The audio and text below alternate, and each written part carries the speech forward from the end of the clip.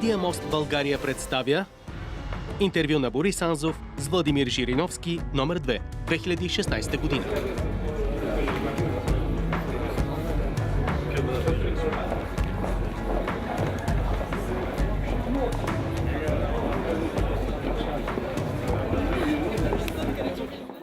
За това ли са умирали руските войници? За да събират българите портокали в Испания и маслини в Гърция? Това е чудовищно.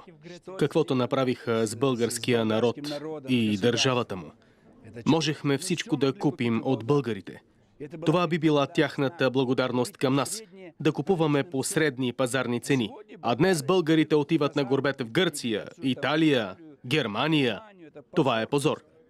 Сегашното правителство доведе страната до това състояние.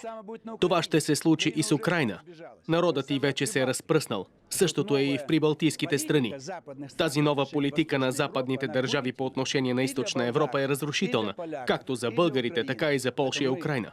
Затова ние винаги ще сме готови да купуваме всичко от България и от други източноевропейски страни. Днес България става все по-бедна и по-слаба. Ние купуваме апартаменти там, но скоро ще започнем да ги продаваме, защото ситуацията е такава, че могат да бъдат въведени някакви специални ограничения за ползване на имоти.